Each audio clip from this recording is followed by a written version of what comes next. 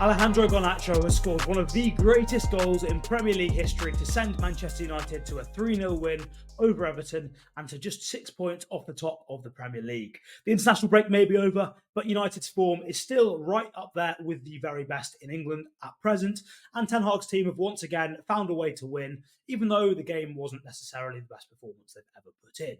So, this is the tactical view, and of course we're going to break the game down. We're going to be looking at how Manchester United attacked, how Manchester United built up from the back, but also some concerns that we've got in terms of how United defended, because even though they won the game 3-0, they still conceded over 2 expected goals to Everton, which is not really something you want to be seeing too often, as it will ultimately lead to a very, very poor defensive record. But nonetheless, Onana did come away, thanks to a fantastic performance, with another clean sheet. But enough of that, and for now, let's get on with the show.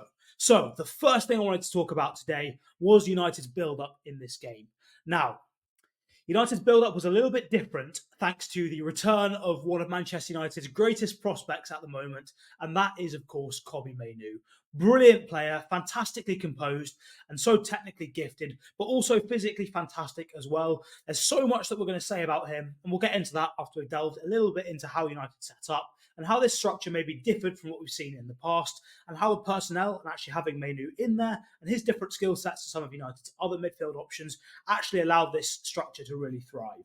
So the first thing to note is the way that Everton set up. And in terms of their defensive setup, it was mainly sort of a 4-4-2. So you saw the back four set up nice and compact. So the midfield four of Jack Harrison, James Garner, Idrissa Gueye, and Dwight McNeil. And they were behind a front two of Dominic Calvert-Lewin and Abdoulaye Doucouré, with Doucouré mainly in the press, sort of sitting up alongside Dominic Calvert-Lewin. But when Everton dropped a little bit deeper into a block, he would drop back in there to form more of a 4-5-1.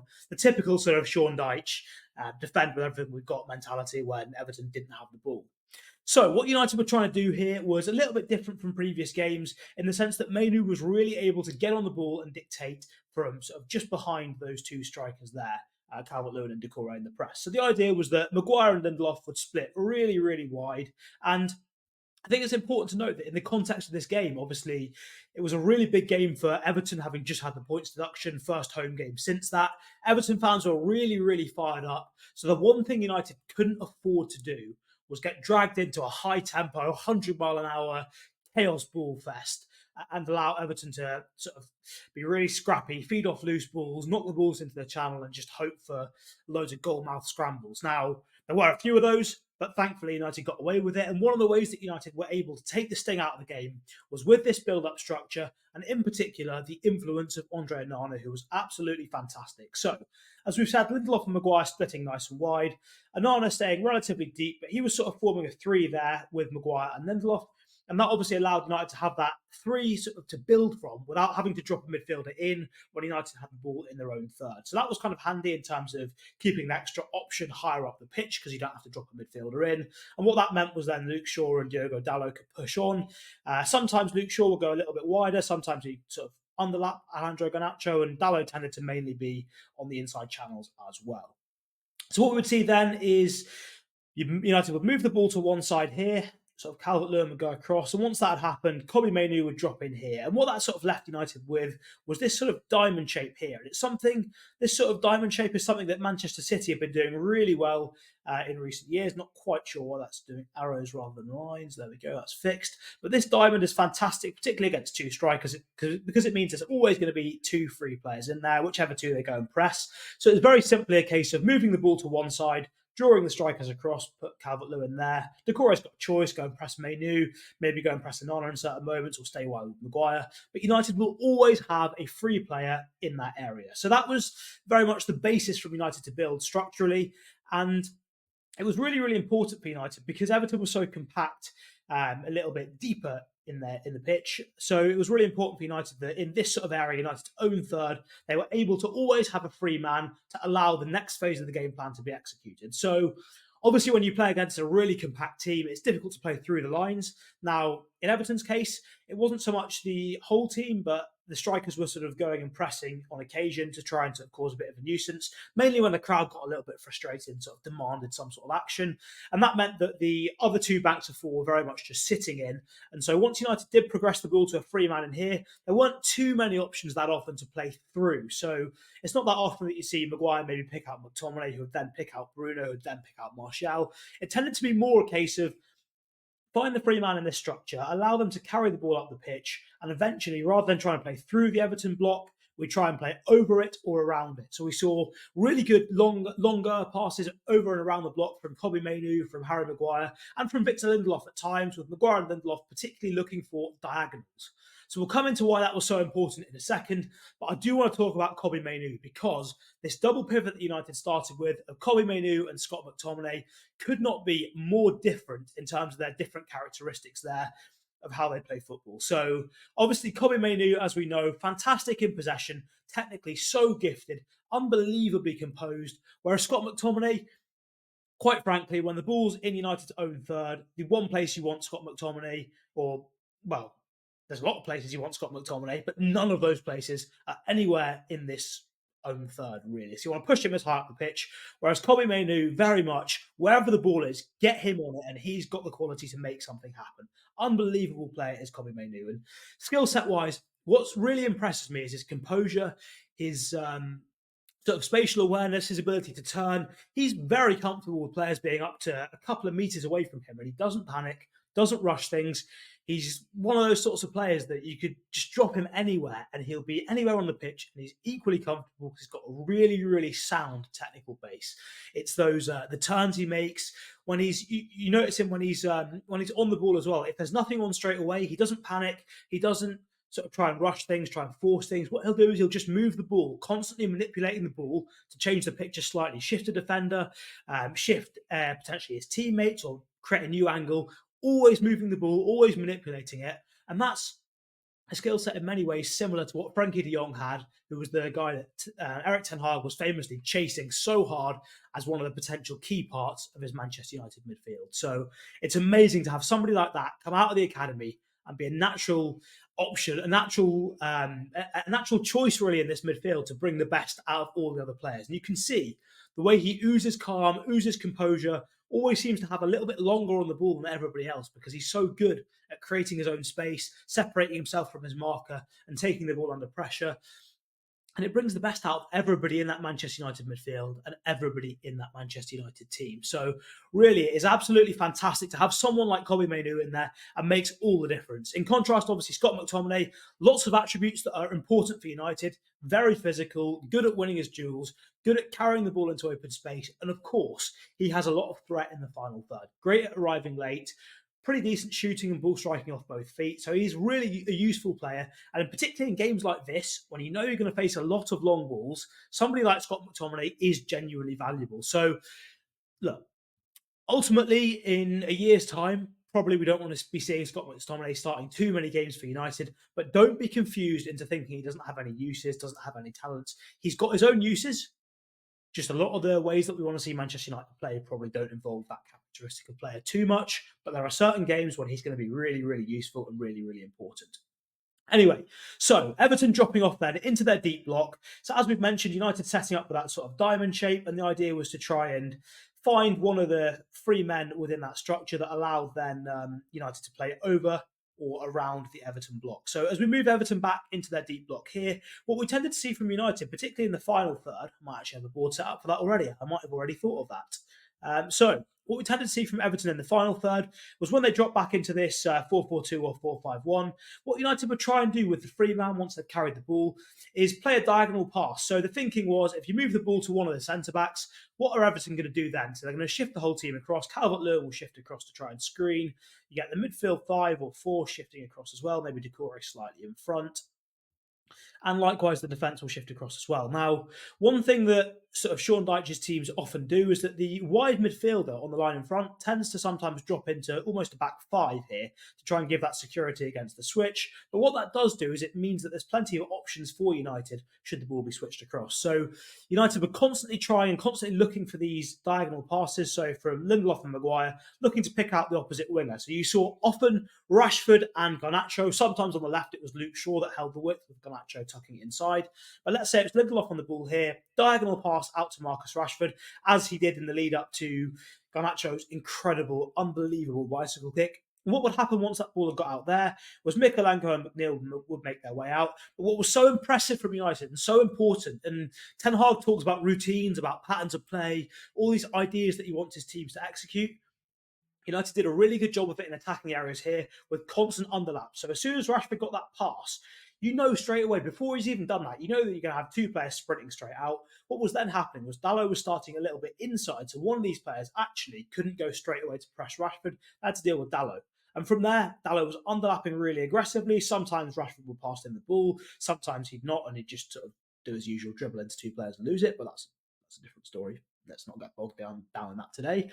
But what was also impressive was we'd have another player, a third player a little bit deeper as sort of a safety option, so that if that pass didn't go, if it wasn't onto Dalot and McNeil had tracked him, there was an option a little bit deeper to retain the ball, which is nice. So I like the build-up of those triangles out wide. That was really important and clearly an idea that United had worked on in this game, and something that Ten Hag often likes to do, because clearly I think United are in a moment now where we're not quite able to play through the most compacted teams in the way that Manchester City, for example, probably could.